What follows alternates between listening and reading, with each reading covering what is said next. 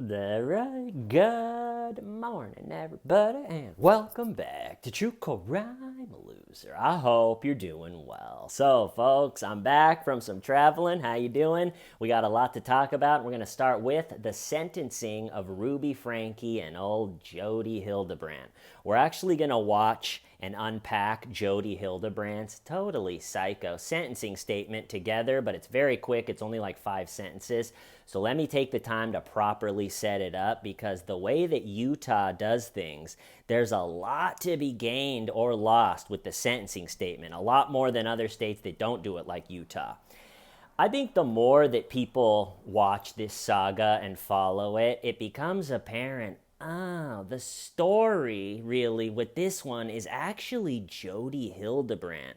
Ruby Franke has the famous name from the YouTube career. She's better looking. Jodi's a bit of a hag. Ruby has more of a thumbnail face, as they say. But Ruby's kind of just an idiot and a very bad and abusive mother. She has horrible mother instincts, almost opposite mother instincts, where however way Ruby would naturally handle a situation, I think this is the best way to handle this with my kids. It's probably safe to say the actual best way to handle it would be the complete and total opposite. Ruby, I got a mom question for you. Just answer this the way that your natural instincts first tell you is the best way to handle it, okay? Very simple exercise. All right, so Ruby, should you give your kid food and water? She's like, no. My initial natural instincts is telling me no.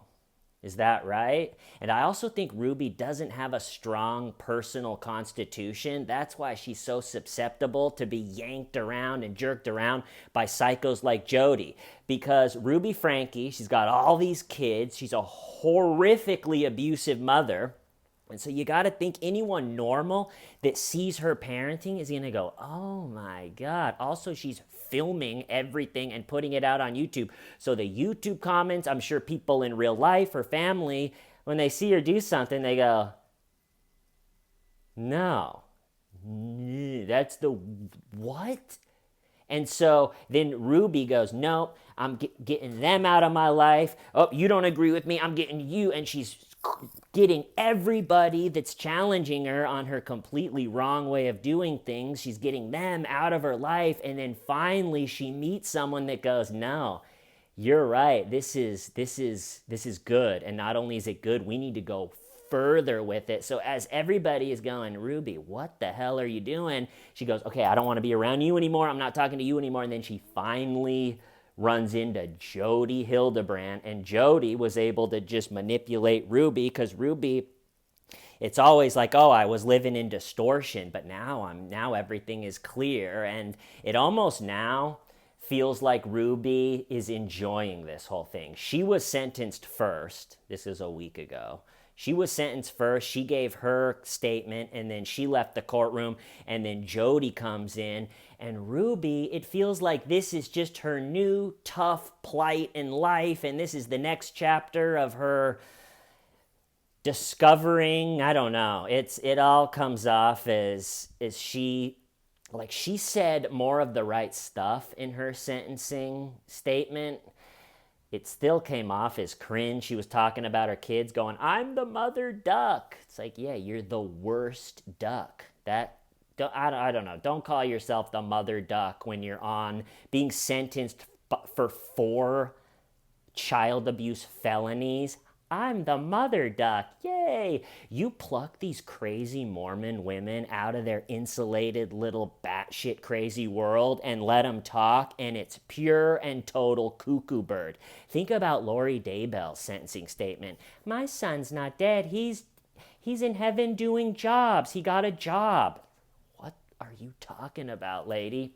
So anyway, Ruby goes first. She's on this trip where she turned against Jodi. So I guess the stuff that I didn't know, the new information that came out during sentencing is Ruby hired Jodi to be her son's therapist in 2019, and then a year or so after that, she hired Jodi to be her mentor. And then her kids, a couple of Ruby's kids and Ruby moved into Jodi's house, the house of horrors that they were creating for the kids.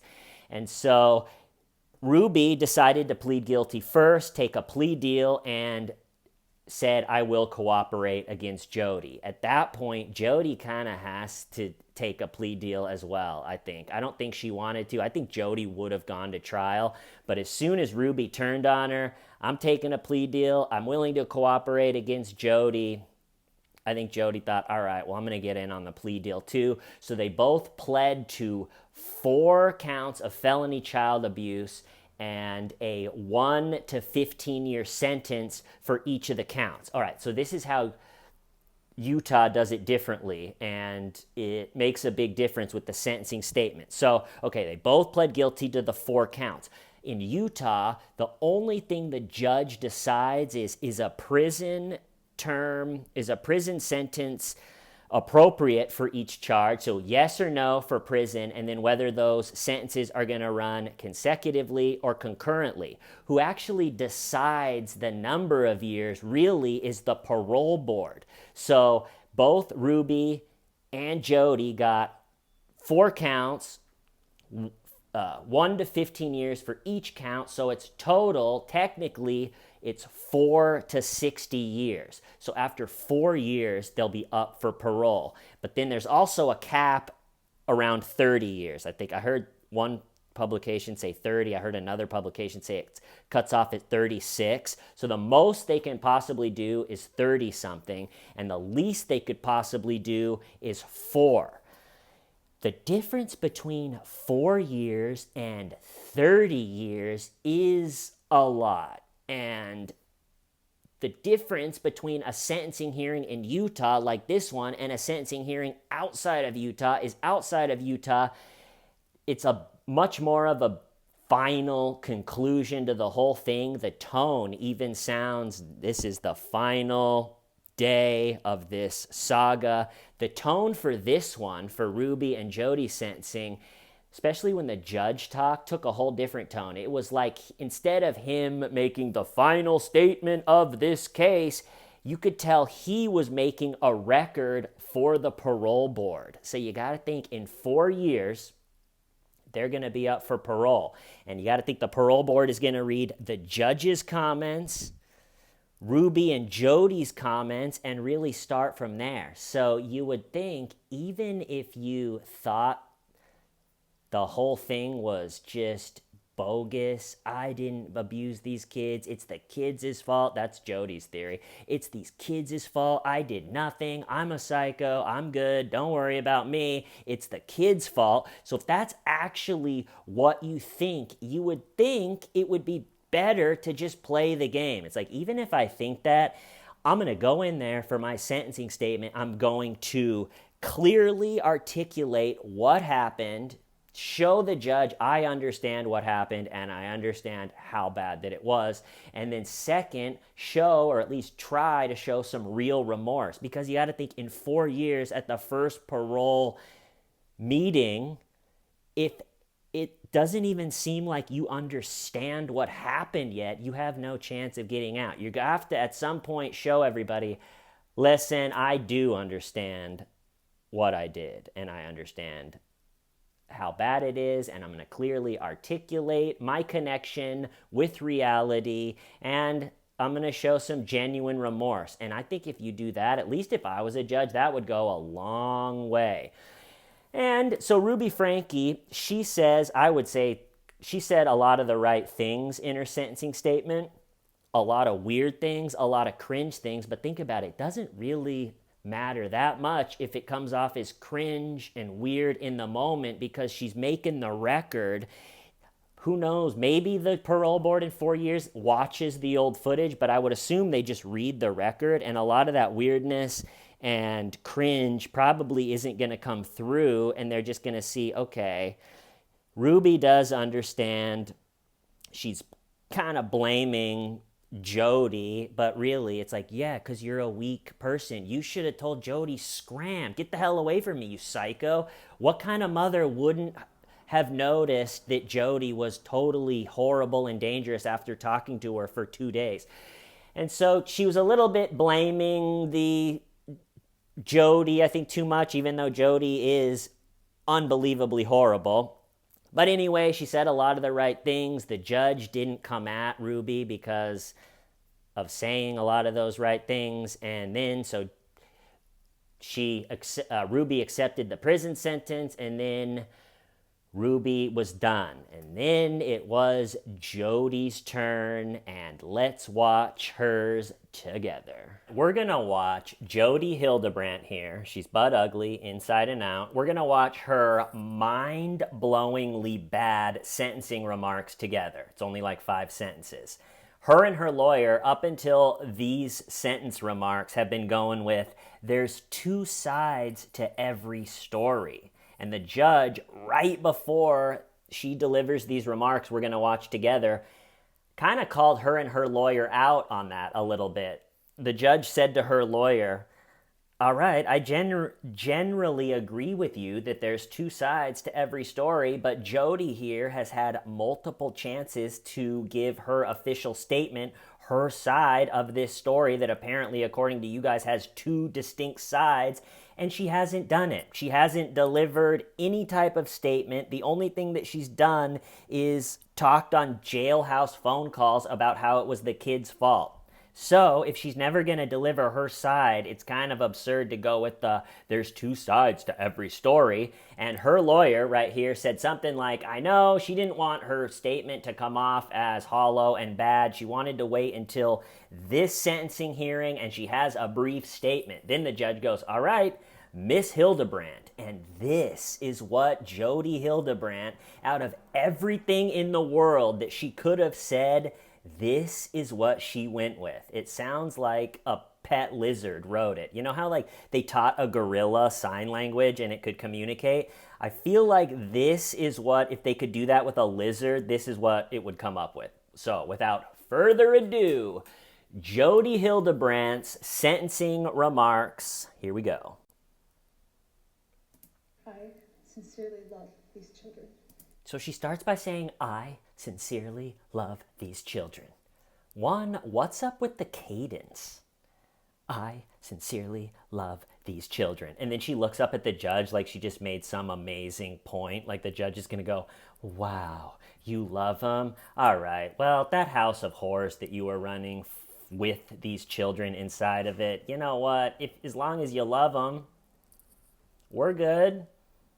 I sincerely love these children. Why? You were hired to be the boys' counselor in 2019 and then hired to be Ruby Frankie's mentor. Why would you start loving the children? I don't know. All right, let's keep going. The pause while she looks at the judge. I love these children. I desire for them to heal physically and emotionally. Okay, I desire for them to heal emotionally and physically. With everything that's happened, lady, that's what we were all really wondering, what your desires were. Amazing. One of the reasons I did not go to trial is that I did not want them to emotionally relive the experience which would have been detrimental to them. One of the reasons she didn't go to trial, she didn't want the kids to have to relive what she did to them. I would say one of the other reasons she didn't go to trial is she would have gotten embarrassed and legally bitch slapped in front of the whole world. My hope and prayer is that they will heal and move forward to have beautiful lives. That might be the most freaky statement of the whole thing, that they will heal to have beautiful lives. My hope and prayer, great. I am willing to submit to what the state feels would be an appropriate amount of time served to make retribution as an outcome. All right, so then after Jodi's completely worthless sentence statement, the judge wasn't satisfied because Jodi didn't even come close to verbalize that she understands what happened. She didn't verbalize her connection with reality. She didn't even come close to showing any remorse. And so it's kind of funny. 1 second after Jodi Hildebrandt made her only official statement from since this whole thing started, the judge, once her statement gets done, immediately asks her lawyer something like, does she know this horribleness that these kids went through that she was just talking about is because of her? And even though she had just made her official statement and didn't say anything about that, her lawyer immediately goes, yes, Your Honor. He goes into total lawyer mode. Yes, Your Honor, I can assure you that my client does and will do all of the things that a good person does. Thank you. She's great. So the judge, the way that Ruby got done with her long statement, I'm the mother duck, but at least she verbalized what happened and showed remorse for it. The judge didn't really come after Ruby. The judge let Jodi have it right at the end. And so let's watch that together. And your philosophy in dealing with them frankly seems detached from reality or any objective standard of decency or even common sense. And the court finds that it is appropriate that you serve a prison sentence. All right, now I want to talk about what I think was the biggest, oh my God, moment from the whole big sentencing day. It actually has nothing to do with the official sentencing, and it almost brings tears to my eyes to even talk about it. But sitting in that courtroom, staring at psycho Jodi Hildebrandt get what has been coming to her for years and finally get sentenced to real prison time was a man named Adam Steed. And why that's unbelievably awesome is 20 years ago, a young Adam Steed's family was really involved in the Mormon church. Young Adam Steed was really involved in the Mormon Boy Scouts, and his Mormon Boy Scout troop goes on a camping trip, and the Mormon Boy Scout troop leader molests Adam Steed. It happened a number of times, and on a different outing, young Adam Steed sees the same pedophile troop leader do it to another kid. In an interview, Adam said he watched the kid's soul and innocence leave his body. And at that point, young Adam Steed made a really brave decision that I'm going to go and tell my father what's happened and what is happening. And Mr. Steed, Adam Steed's father, is a total badass. He comes in, blows the whole thing up, says, we're going to handle this outside of the church, and we want a settlement. Well, a powerful Mormon elder named Elder Hillam, he was the total boss of that Mormon Boy Scout troop. He was the boss of the pedophile troop leader that did the sexual assault. And Elder Hillam comes in and goes, whoa, Mr. Steed, okay, listen, well, no, we're not going to handle this outside of the church. We'll handle it the way we've always handled things like this. I will make sure the pedophile troop leader goes and talks to his bishop. All right, I'm sure the bishop will say, hey, the next time you're on a camping trip with all of the kids, you don't do that, all right? No more of that, okay? So, see, he went and talked to his bishop. Everything is fixed, and that is that. And Mr. Steed goes, no, that's not that. We're doing it our way. Sorry, Elder Hillam. I know you're powerful in your little world, but we're going outside of that world to deal with this one. And the next 10 years is a blur of psych evaluations for poor young Adam Steed and court hearings, and his entire childhood becomes that sexual assault. The pedophile Mormon troop leader took his childhood, crinkled it up like a piece of paper, and threw it in the garbage.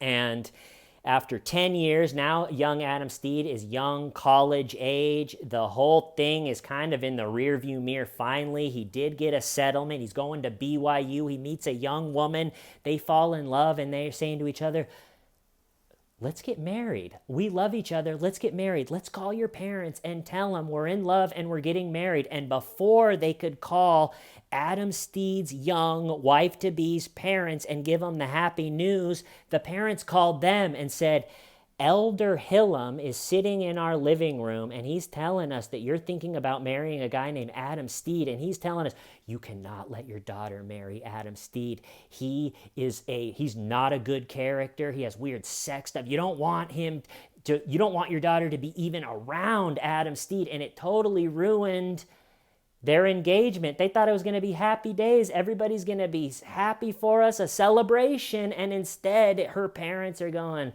I don't know about this guy, Elder Hillam, who's really good and trustworthy. It's Elder Hillam.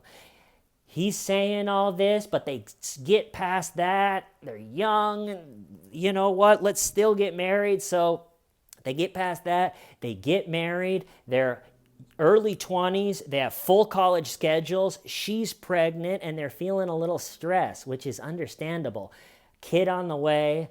Full college schedule. Also, Adam in an interview is saying the standards that Mormons are supposed to live up to are impossible, and that's done on purpose to increase participation in the church. If you could live up to the standards, there wouldn't be much need to go talk to the bishop. You need to go talk to the bishop this month? No, not really. You? No, I don't know. I'm feeling good. There's nothing. But if it's impossible to live up to the standards, if doing natural human things are considered really bad, and you should feel a lot of stress and guilt and shame for doing that, if that's the case, then it increases participation. I'm feeling really just down on myself. I got to go talk to the bishop. And the young mother-to-be, Adam Steed's new wife, her stress was coming from the kid is on the way, and it's the full college schedule. And Adam Steed's guilt at that time, which it's come out, a huge percentage of young Mormon men go through this crippling guilt cycle revolving around jerking off. I'm not going to do it. I don't want to do it. I'm not going to do it. It's really bad. And then they cave. They see a Sports Illustrated or a beautiful woman bends down at the grocery store, and they cave. Oh, God, I did it. I'm such a bad person. I got to go talk to the bishop. So Adam Steed is going through the crippling jerk-off guilt cycle that a lot of Mormon men sadly have to go through. And so they go to the bishop, and the bishop hand feeds them on a platter to Psycho Jodi Hildebrandt. Their bishop, who's their life guide, very credible, goes, I'm going to send you to this therapist. Her name's Jodi Hildebrandt. She's going to help you guys navigate this stressful time. So think about it. The bishop vouches for Psycho Jodi Hildebrandt. So that's credibility. And then they're in their early 20s. Jodi Hildebrandt's in her late 30s. That's some credibility. You have this older woman that was vouched for by the bishop. So, all right, we better just do what she says. And then what the picture of a young couple in Jodi Hildebrandt's therapy, this is the picture that emerges. The young couples, maybe there's 3 or 4 couples. The first round, it's lighthearted. Everybody's having a good time. You're maybe admitting to things. Yeah, I saw a beautiful woman on a magazine and I caved, and everyone goes, oh, uh-oh, and everybody's laughing. And then all of a sudden the mood totally changes, and she isolates everybody, separates the men from the women, and the men all become pervert, sex offender, sex addict, depraved, pretty much just depraved, pervert sex offenders that aren't fit to be around their kids. Jodi Hildebrandt hates young couples being together, being happy, having sex. All of that sends Jodi into a rage. And so she's telling the men that you are living in distortion. You're a pervert and a sex addict and a sex offender. And the men are going, I don't know. It doesn't feel like that's what's happening here. And she goes, no, you're living in distortion. And to the wives, the young wives, she's going, your husband is not fit to be around your kids. He is an addict and a sex offender, and you're enabling all this. And by going with the attitude, I don't think this is such a big problem, you're enabling his sex addict. And so what you need to do in order to save this marriage, and this is where Ruby Frankie's story starts to make sense, what you need to do to save this marriage is, 1, you need to stop having sex with your husband, and you need to move out. You guys need to separate in order to build the thing back healthy. And then where Jodi started to get labeled as a life ruiner. Imagine if a bunch of people started calling you a life ruiner. But one of the times that comes out in the Adam Steed interview is, so she's telling the young wives, okay, you got to not sleep with them. You got to move out. You got to separate. You got to isolate. And then the wives are going, okay, well, should I tell him this? And Jodi goes, no, don't worry. I will tell him. I will tell him. And she brings young, early 20s Adam Steed in. He doesn't know what the hell is going. How do you go from the victim of sexual assault to being deemed a sexual offender that's not fit to be around your kids? It's like, how did this happen? And he goes in there and he's sitting in there and Jodi goes, your wife has decided, all this horrible news, not to sleep with you anymore, not to be around you anymore. She's moving out. You don't get to see your kids anymore. And Adam is just totally destroyed, sitting there completely miserable. And he happens to look up at Jodi, and he said she had this immense sense of glee, like she was totally enjoying giving him that unbelievably horrible news and just really soaking in the whole vibe of the room as he's hearing his life is ruined. And then I'm going to speed up a little bit, but there's all this crazy stuff, but it ends up, the next kind of big thing that Jodi does is she gets a protective order against the guy that he can't see the young wife. So all of a sudden, you're not fit to be around your kids, you're an addict, you're a pervert, and also we need a protective order so you can't be around your wife anymore. And so now Adam has this protective order against him. How did it come to this? And the only way he and his wife can speak or communicate now is through the bishop.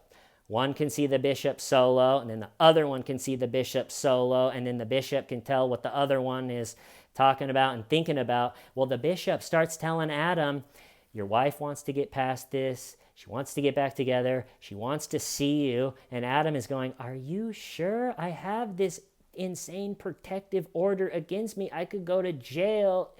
Are you sure? And he's going, yes, I know it seems serious, but she seems ready. And Jodi seems like she has it all set up to trick these young husbands and fathers into violating this protective order, because Adam goes, all right, ended up seeing her. That's the violation of the protective order. And at that point, Adam Steed is arrested and put in jail. And as Adam is sitting in jail going, what the hell is happening? This is this total clown world. This is total Twilight Zone. How am I sitting in jail? What is even happening with all this? He hears another poor bastard talking about how he's in jail for violating a protective order. And Adam Steed goes, who's your therapist? And the guy goes, Jodi Hildebrandt. Jodi had multiple young men in jail that were under her stupid therapy bubble at the same time. It's like totally crazy. And then again, fast forward a little bit. It's a long, detailed story, but to fast forward a little bit, then time goes by, Adam Steed is back in court. I can't remember if this court appearance is whether he's going to have custody of his kids or not, or whether he's going back to jail for some trumped up protective order charges. But Adam Steed is in jail. Pretty much a whole lifetime has gone by since he was sexually assaulted in the Boy Scouts years before. And he's sitting there in jail, and he looks over, and sitting in the courtroom watching him are Jodi Hildebrandt and Elder Hillam. And Elder Hillam's face has grown old, and his mouth is tight. And imagine you're sitting there going, this is total Twilight Zone. What is happening? And then you look over and you see Jodi Hildebrandt and Elder Hillam staring at you. Speaking of Elder Hillam, 4 months ago, I went and found every video that he is in on YouTube and commented, this man will be remembered as the pedophile and coward that he was. This video is actually on one of the Mormons' official channels called The General Conference. More like General Depression. But let's see what old Hillam's talking about for a few seconds. One of the most significant is the sacred nature of your own body. The Apostle Paul spoke of our bodies as temples. And so that's why this moment almost gives me chills, where Just think, Jodi Hildebrandt, she knows she's going away for years and years in prison. She's sitting there in her white and black striped suit. I'm sure she at some point looked around the courtroom, and there's a chance when she looked around the courtroom, she locked eyes with Adam Steed. How great is that moment? The last thing I was going to talk about is, so I got a kid on the way, right? So I was thinking about, I've heard enough stories to know if a kid gets molested, it's gonna be on one of these trips where you send them off with the Cub Scout leader, the troop leader, it's gonna happen on those nights. And you don't wanna not allow your kid to go on the big camping trip. You gotta let them live, but you also don't wanna serve them up on a platter to a pedophile. So I'm thinking, I got a kid on the way, how am I gonna handle this situation? And this is what I think I'm gonna do.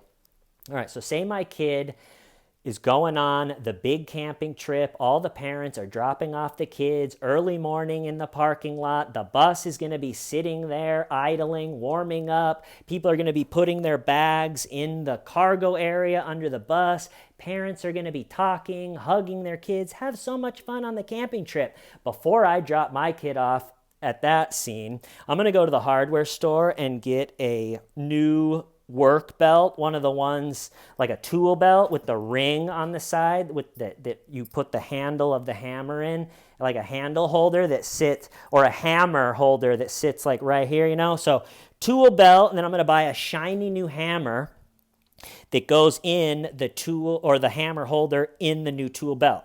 And so then when I get to, the parking lot that morning to drop off the kid, I'm going to get the kid's bag, but I'm going to put on my new tool belt with the new shiny hammer, and I'm going to, walk my kid up, put the bag, say hi to everyone. Hi, how you guys doing? I know, it's so cool. They're going to have so much fun. And then I'm going to say to the troop leader, hi, can I talk to you just for 1 second? Sorry, hi, Howard. Can I talk to you just for 1 second over here? Great, thank you. And then I'm going to go over and I'm going to be all smiles. And then once we're alone, I'm going to let all of the expression run out of my face. And I'm going to look them in the eyes and I'm going to say, are you a pedophile? And of course, they're going to say no and look a little bit surprised. And I'm going to let them finish whatever they got to say. And I'm going to say, okay, great. Because you see this hammer? Let's just say I'm not a carpenter. Have a good trip. And then I'm just going to walk away with the big shiny hammer sticking out from my belt. That's the way I've decided to handle it. You got to come up with a strategy in this world, right? But I'm going to cut it off there. I love you all. I'll see you next time. Why? Diving Y. Shamita.